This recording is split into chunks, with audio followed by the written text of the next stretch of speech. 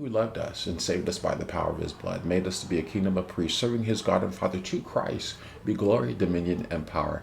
Welcome back, ladies and gentlemen. It's Sunday, and I want to take this opportunity to wish all of the fathers out there a happy Father's Day.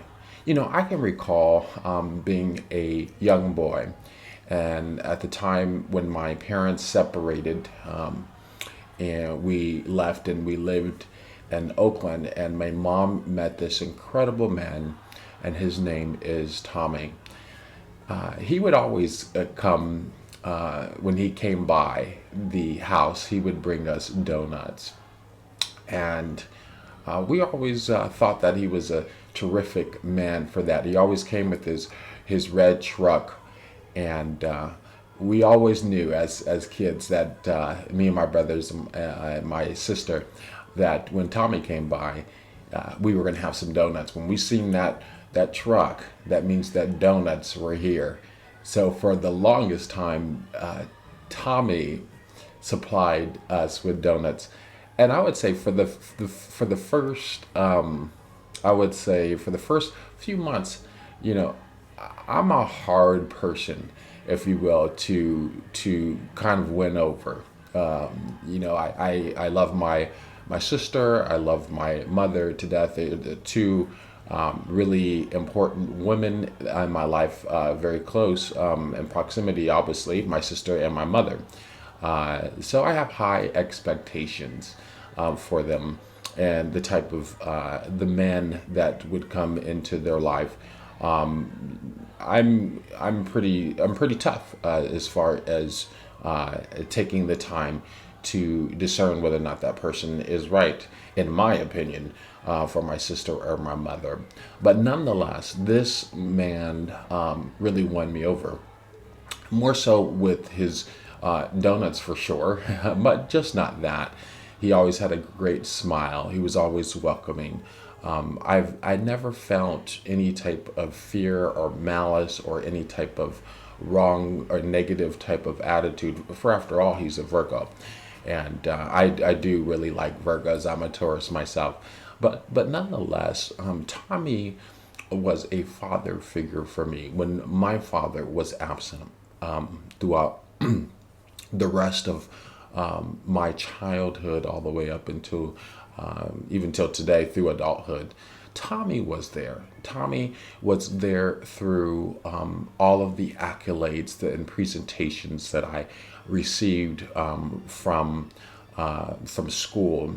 And additionally, once I went off to college, he was an incredible resource.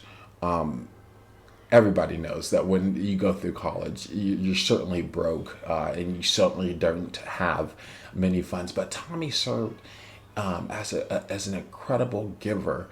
I couldn't have made it throughout my childhood, and I couldn't have made it throughout college without Tommy. And so, to Tommy, although he is not my biological father, he is certainly the father that God has put into place to help raise me into the man that I am today. He is a cop, and he is one of the best cops that I have ever met. Just a person that is always smiling and always has positive energy. He never ever hit us. Just an incredible person all around. And so on today, I just want to make mention of that, that I wasn't raised fatherless, but I had a father to step in at the right time. And so I say thank you to God, but most of all, and liken unto Tommy, thank you as well for serving as a father figure for me. Honor those father figures. Your father may not have been in your life, but God sends another father. That could be a mentor. It could be, it could be a friend of the family. But think back on that and cherish those fathers who stepped in to help raise you, even if that was an uncle or relative. Thank God for the fathers. I tell you one thing, not there are many fathers, but not everyone is a father. And there are men out there, black men in particular, who have no children, but yet are fathers. Tommy is certainly one of those. And I know you know many of those fathers out there. And the fathers who do raise their children and rear them up. To you, you ought to be commended on this day, cherished. I want you to know that we all love you, and happy Father's Day to you all. Now, today I want to take a few minutes here to talk about the gift. Each and every one of us has a gift that has been given from God. But how do we use and maximize that gift? I have an interesting story to tell you. So I have this crush, right, at the gym. And this particular individual is really, really shy. And that particular individual works there. So I did a small thing. I would do small talk. I would then do some hugging. And then after that, I sent anonymously on Valentine's Day some flowers. Look at me, I'm such a romantic. It's in kind of in my sign. But in the card that I had given to this person, I had indicated that I had a crush and that I was a secret admirer. And I signed my initials. And I was hoping that this person would figure out who gave the flowers after a few weeks of leaving my initials. I wanted it to be mysterious, and I kind of want the person to do a discovery. Well, after coming back from my traveling adventures, from going from Egypt to Israel, I continued with the small talks and the hugs as natural. COVID strikes and the gym is closed for like 2 months. Upon me returning back to the gym, I called into the gym just to see what the new standards are in place post closure with health concerns and regulations. And by gosh, could you believe my crush actually picks up the phone? I was flabbergasted.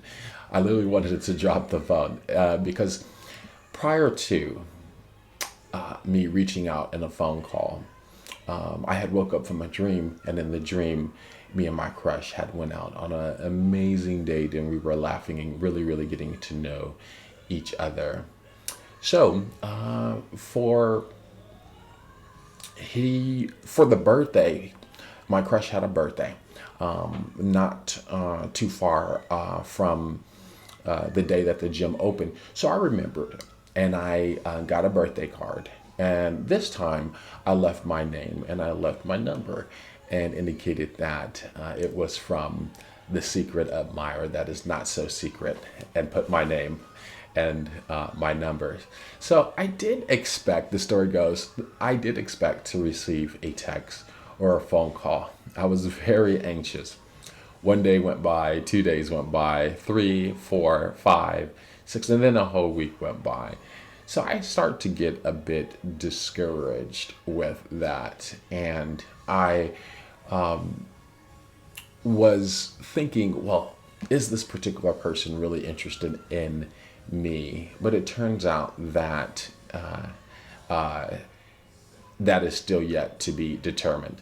Yesterday, I got a wave. So that is progress. But nonetheless, if you really want something, right? If you really quest to be with somebody, you'll wait patiently for that person. And as a gentleman that I am, I'm certainly going to be patient. But have you ever been in a situation where a gift was bestowed upon someone, right? The recipient, but nothing ever came out of that gift? And it's an incredibly disappointing thought and a feeling, because you put in your time, it was a thought, you put in the money. But you know what? God can certainly relate to that as well. God has given each and every one of us a gift. And every individual is highly valued and therefore has received a gift, a talent, as you will, by the Father. However, like my crush, many have the gift, recognize the gift, but haven't done anything with the gift. The gift, ladies and gentlemen, is your talent. And after several months, I had to contemplate what is my gift, especially after taking severance from my former employer. The gift, the talent, is that to which you were given at birth. Many, unfortunately, live their lives without even using their talent or their gifts, and as such, they are living dead. Because if you're not living with the actualization of fulfilling your purpose, then you're certainly not living.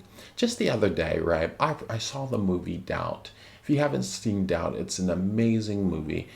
Meryl Streep plays a principal, a nun, over a junior high school. I marvel at the tremendous talent that she is and how she literally becomes into character and enacts it marvelously. As you know, many of you do, she's an Academy Award nominee, and she's been in several movies, and she's been in the game for a very, very long time. But could you imagine Meryl Streep not living according to her purpose? Could you imagine her just working a regular 9 to 5 job, trying to make ends meet like many of you and I? There would have been an incredible loss to the Academy. But more than anything or anyone else, there is you. Yes, you, my friend. Something is missing in the world, and that something is you with your gift. Not using your gift, as I said before, is the ultimate death of life. Every life has a purpose, and every person is invaluable, right? Because God has created every single person and every single person with a gift. So the question then is, why haven't you used your gift? Think how much more happier you would be, joyful, how significant you would make a difference in that of the world. Hear me when I say this. You can be seriously talented and do your 9 to 5 job and not be walking according to your gifts, meaning that you can go out and you can make money and hustle. Anyone can make money. You can take a homeless person, give them a cardboard sign that says, "Give me money." And guess what? That individual can make money. It doesn't take a certain amount of forethought to make money. Anybody can do it. A child can even make money by selling lemonade alongside the street.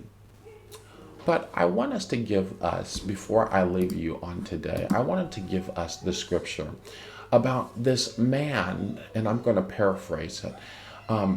A man goes on a journey, and he has servants, and he entrusts his servants with his property, and he gives them all talents. To one he gave 5 talents, to another he gave another one, and to each one according to his ability. Then he went away, right? And he came back to each and every servant and asked them what they had. He took accountability for the talent, the gifts that he gave unto them. Many of them, the one who had 5 talents, he came back bearing even more talents than he had before. And what is the response? The master says, "Well done, my good and faithful servant. You have been faithful over few things, and so you will become the ruler of much." But yet there was one person, right? One person who had the gift, one person who had the talent, but never made any of it. Made nothing of the talent, rather hid the talent. And when he was questioned, when he came before his master and was accounted for with his talent, he said, "Master, I knew you to be a hard man, reaping where you did not sow, and gathering where you did not seed. So I was afraid and hid the talent in the ground. How many of you hide your talent in the ground? Do you want to be to hear the master saying unto you, you wicked and slothful servant, you knew I didn't reap, I have not sown where I did not gather, and I scatter where I planted no seeds. You should have invested the money with bankers, and at that coming, I should have received what was mine with interest. When you get before the pearly gates or before the throne of judgment, God is not going to look at your 9 to 5, whether it be a business analyst, a lawyer, a doctor, a politician. If you're not living according to your purpose, right, which is serving and expanding the kingdom of God, then what are you living for? You've wasted the talent. So, as I close, be the servant that gets to the pearly gates. For after all, take life not for granted. We're still in the pandemic of COVID. Over 110,000 people have perished since this moment. But when you stand before him with confidence, providing him a slew of the talents that you have invested within his kingdom, and let him say, well done, my good and faithful servant. Live according to your gifts. Now unto him who is able to keep us from falling, to present us faultless before his glorious presence with exceeding great joy, to the only wise God be glory, majesty, dominion, and power forever.